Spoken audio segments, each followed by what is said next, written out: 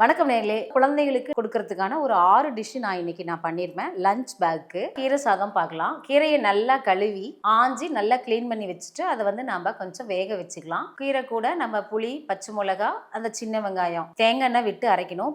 அரைச்சாச்சு. கடுகு, சீரகம் போட்டுக்கலாம். கூட வரமிளகா போட்டு தாளிச்சு நாம சாப்பாடை நம்ம வடிச்சு வச்சிருப்போம் இல்லையா, அது தேவையான அளவு அந்த கீரையை எடுத்து போட்டு நாம கிளறி குழந்தைங்களுக்கு கொடுக்கலாம். அவ்வளவுதான், கீரை சாதம் ரெடி. கேரட் சாதம் பண்ணலாம். நான் கேரட் ஒரு 1/4 கிலோ எடுத்திருக்கேன். அதை நல்லா கழுவி துருவி வச்சிருக்கேன். பெரிய வெங்காயம் மீடியம் சைஸ்ல ஒரு வெங்காயம் எடுத்திருக்கேன். பச்சை மிளகா வேணுன்றவங்க பச்சை மிளகா போட்டுக்கோங்க, வரமிளகா வேணுன்றவங்க வரமிளகா போட்டுக்கோங்க. கூடவே கருவேப்பிலை, கடுகு உளுத்தம் பருப்பு, கூடவே கடலைப்பருப்பு உளுத்தம் பருப்பு போட்டு தாளிச்சு அதுக்கு மேல நம்ம இந்த கேரட்டை போடலாம். கேரட் ஒரு 3/4 பதம் வெந்ததுக்கு அப்புறமே நாம கொஞ்சம் நிலக்கடலை இருக்கு இல்லையா, அதை நல்லா வறுத்து அதை லைட்டா 1-2 பொடி பண்ணி போடுங்க. ஃபைபர் இருக்குது, ஆன்டி ஆக்சிடென்ட் இருக்கு. இது பாத்தீங்கன்னா கண்ணுக்கு ரொம்ப நல்லது, ஸ்கின்னுக்கு ரொம்ப நல்லது, க்ளோவா இருக்கும். அடுத்து நம்ம வெண்டைக்காய் சாதம் செய்யலாம். நான் ஒரு 1/4 கிலோ வெண்டைக்காவை பொடியா கட் பண்ணிக்கலாம். நான் பெரிய சைஸ் ஒரு வெங்காயம் எடுத்திருக்கிறேன். 2 பச்சை மிளகா, கருவேப்பிலை, கடுகு உளுத்தம் பருப்பு போட்டு தாளிச்சு கடலைப்பருப்பு உளுத்தம் பருப்பு போட்டு வெங்காயத்தை போட்டு நாம நல்லா வேக விடலாம். வெங்காயம், கருவேப்பிலை, பச்சை மிளகா கூட வெண்டைக்காயும் போட்டு கொஞ்சம் நல்லா வணக்குங்க. தக்காளி பழம்லாம் தேவையில்லை.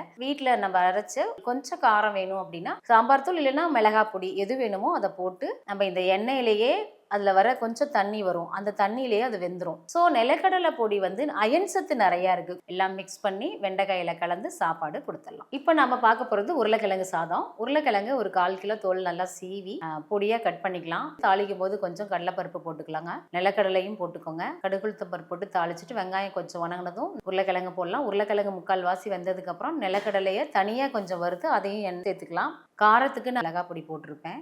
கொத்தமல்லி சாதம் ரொம்ப ரொம்ப ஸ்பெஷல். கொஞ்சம் பூண்டு, ஒரு பச்சை மிளகா, கொஞ்சம் புளி போட்டிருக்கேன். சும்மா ஒரு 4-5 பல்லு பூண்டு இருந்தா போதும். நாட்டு தலை வாங்கி அதை கட் பண்ணி நல்லா அலசி அரைச்சிருங்க. கொஞ்சம் உப்பு போட்டுக்கோங்க. அரைச்சிட்டு கடுகு உளுத்தம் பருப்பு கூடவே வரமிளகா போட்டுருங்க. கடலைப்பருப்பு உளுத்தம் பருப்பு போட்டுட்டு நிலக்கடலையும் அதுல போடுங்க. போட்டு நல்லா எண்ணெயிலேயே வேகட்டும். வரமிளகா கொஞ்சம் தாளிக்கும் போது போட்டுக்கிட்டோம். அடுத்தது நம்ம அரைச்சி வச்ச விழுது அதுல போடணும். முக்கியமான விஷயம், இதுல தண்ணி ஊற்றக்கூடாது, எண்ணெயிலேயே தான் இது வேகணும். நல்லா வெந்ததுக்கு அப்புறம் உப்பு பார்த்துட்டு நீங்க வடிச்சு வச்ச சாதத்தை கிளறி அதில் கொடுத்துருங்க. அடுத்தது புதினா சாதம். இப்போ நான் சும்மா 4-5 பல்லு பூண்டு எடுத்துருக்கிறேன். ஒரு சின்ன துண்டு இஞ்சி, 2 பச்சை மிளகா, கொஞ்சம் புளி போட்டு புதினா தலைவையை அளவா எடுத்து வணக்கி அதை ஒன்றா ஆட்டிக்கலாம். உங்களுக்கு கடுகு உளுத்தம் பருப்பு, நிலக்கடலை, கடலைப்பருப்பும் போட்டு தாளிச்சிருக்கேன். புதினா நல்லா வேகணும். அப்புறம் ஆற வச்சுட்டு வடிச்சு வச்ச சாதத்தை நீங்க போட்டு கிளறி கொடுங்க. இந்த வீடியோவை உங்களுடைய ஃப்ரெண்ட்ஸ் அண்ட் ஃபேமிலிக்கு ஷேர் பண்ணுங்க. யோகம் வெல்னஸ் பேஜை ஃபாலோ பண்ணி வச்சுக்கோங்க. நன்றி.